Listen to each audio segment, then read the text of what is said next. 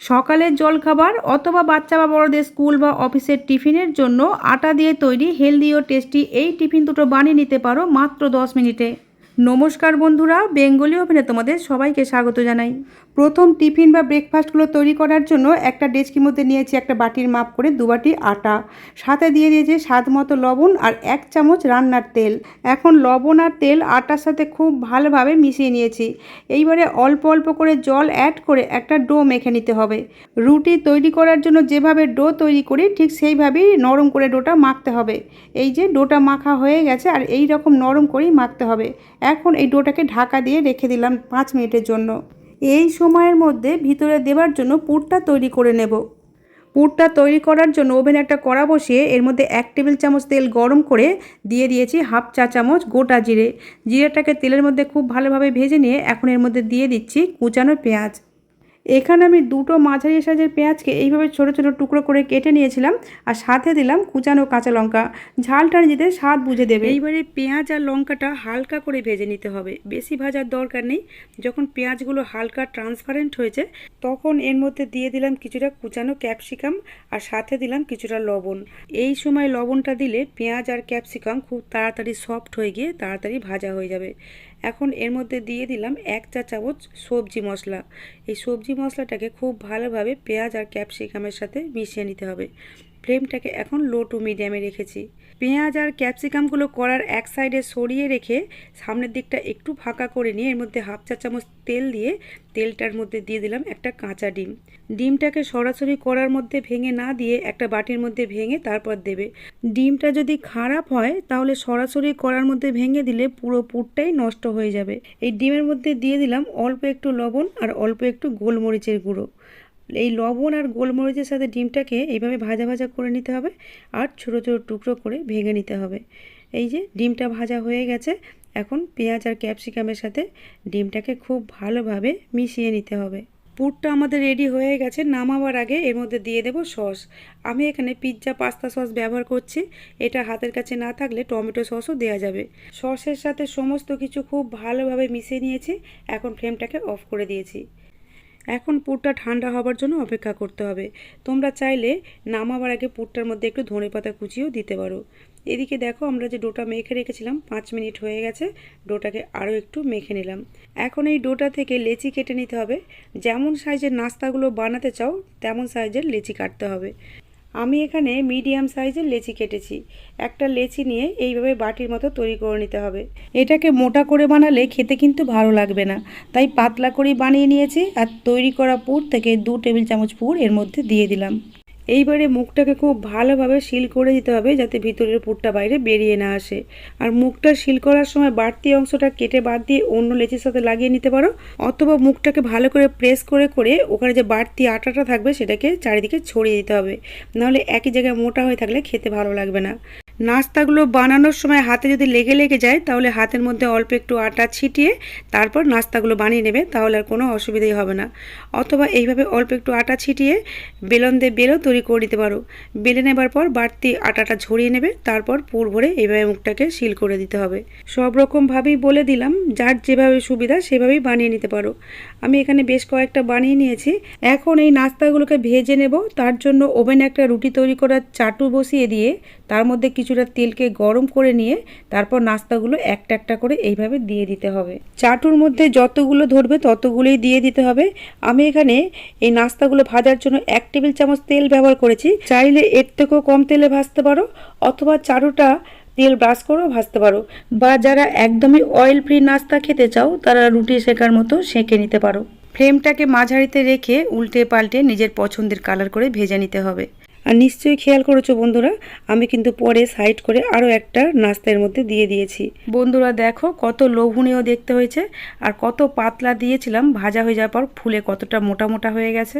আর এই টিফিন বা নাস্তাগুলো খাবার জন্য আলাদা করে কোনো সবজি বানাবার প্রয়োজন পড়বে না। অল্প একটু সস, চাটনি বা আচার থাকলেই তৃপ্তি করে খাওয়া হয়ে যাবে। আর খুব টেস্টি একটা রেসিপি, আর সেই সাথে হেলদিও।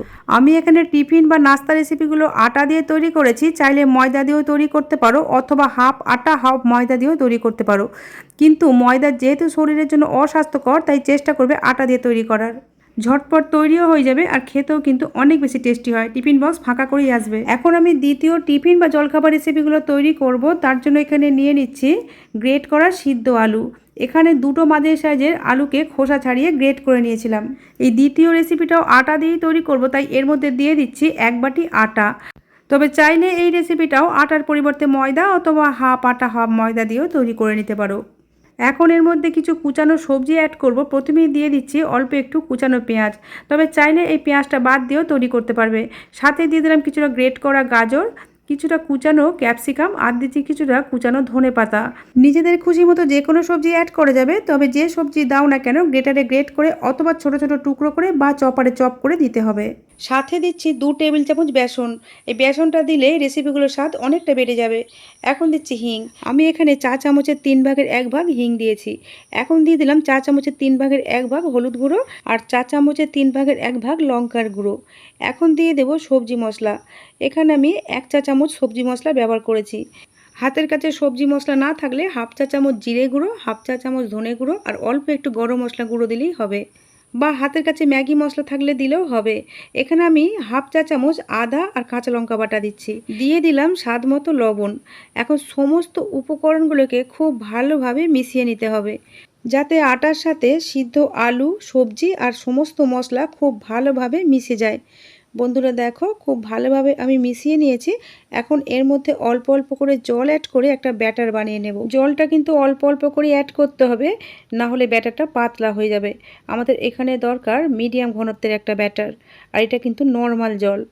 অল্প অল্প করে জল ঢালতে হবে আর আটার সাথে খুব ভালোভাবে মিশিয়ে নিতে হবে। এইভাবে একটা মিডিয়াম ঘনত্বের ব্যাটার আমরা বানিয়ে নিয়েছি। বন্ধুরা দেখো, ঠিক এই রকম মিডিয়াম ঘনত্বের ব্যাটার একটা বানাতে হবে। এখন এর মধ্যে দিয়ে দিচ্ছি জোয়ান। হাফ চা চামচ জোয়ানকে 2 হাতের তালুতে খুব ভালোভাবে ঘষে নিয়ে আটার ব্যাটারের মধ্যে দিয়ে দিলাম। এই জোয়ানটা যেমন আমাদের হজমেও সাহায্য করে আর রেসিপিগুলোর মধ্যে সুন্দর একটা ফ্লেভার নিয়ে আসে। জোয়ানটা আটার ব্যাটারের সাথে একটু মিশিয়ে নিয়ে এখন দিয়ে দিচ্ছি হাফ পাতিলেবুর জুস। এখন এই লেবুর জুস আর জোয়ানটা আটার ব্যাটারের সাথে খুব ভালোভাবে মিশিয়ে নিয়েছি। এই লেবুর রসের বদলে চাট মশলা বা আমচুর পাউডারও হাফ চা চামচ দেওয়া যাবে। এই রেসিপিটা চটজলদি তৈরি হওয়া একটা ইনস্ট্যান্ট রেসিপি, তাই এটাকে রেস্টে রাখার কোনো প্রয়োজন নেই। এখনই ভেজে নেব। তার জন্য ওভেনে একটা প্যান বসিয়ে প্যানটাতে অল্প একটু তেল ব্রাশ করে নিয়েছি। প্যানটা যখন গরম হয়ে গেছে তখন আগে থেকে তৈরি করে রাখা ব্যাটারটা নিচ থেকে খুব ভালোভাবে মিশিয়ে নিয়ে 1 হাতা ব্যাটার নিয়ে গরম প্যানের মধ্যে দিয়ে এইভাবে হালকা হাতে ছড়িয়ে দিলাম। আর ফ্লেমটা কিন্তু এখন লোতে রাখতে হবে। ব্যাটারটা ছড়ানো হয়ে গেলে ওপর দিয়ে আমরা একটা চাপা দিয়ে দিলাম। এই রেসিপিগুলো তোমরা চাপা দিয়েও ভাজতে পারো, আবার চাপা খুলেও ভাজতে পারো। চাপা দিয়ে ভাজলে একটু বেশি নরম হবে, আর চাপাটা খুলে ভাজলে ওপরটা হালকা ক্রিস্পি হবে।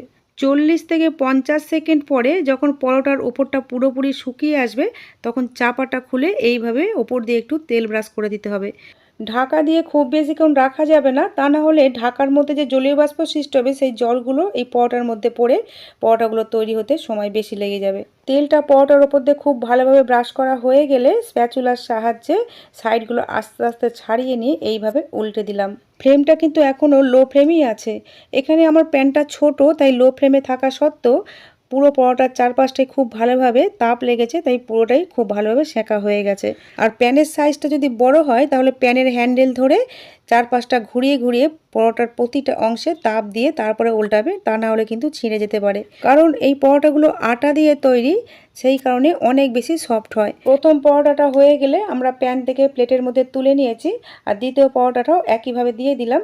তবে এটা কিন্তু আমরা ঢাকা না দিয়েই ভাজছি। প্রতিবার ব্যাটারটা প্যানে দেবার আগে ব্যাটারটা নিচ থেকে ভালো করে মিশিয়ে নিতে হবে, আর প্যানের মধ্যে অল্প একটু তেল ব্রাশ করে দিতে হবে।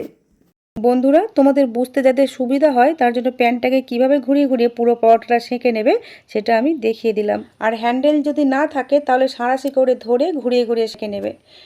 তোমাদের সাথে কথা বলতে বলতে আমার কিন্তু দ্বিতীয় পরোটাটাও তৈরি করা হয়ে গেল। এইভাবে বাকিগুলো তৈরি করে নেব। দেখেই বুঝতে পারছো বন্ধুরা পরোটাগুলো কতটা সফট হয়েছে। 2 দিন পর্যন্ত রেখে দিলেও কিন্তু এই রকমই নরম থাকবে।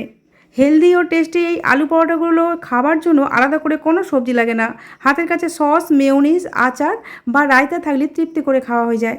আমি আমার চ্যানেলে এই রকমই হাতের কাছে থাকা উপকরণ দিয়ে সহজভাবে তৈরি নতুন নতুন রেসিপির ভিডিও আপলোড করে থাকি। এই রকম রেসিপির ভিডিওর আপডেট সবার আগে পাওয়ার জন্য চ্যানেলটা সাবস্ক্রাইব করে পাশে থাকার অনুরোধ রইল। বন্ধুরা, আজ তাহলে এই পর্যন্তই। তোমাদের সাথে আবার আমার দেখা হবে নতুন কোনো রেসিপির সাথে। তোমরা ভালো থেকো, সুস্থ থেকো, সাবধানে থেকো।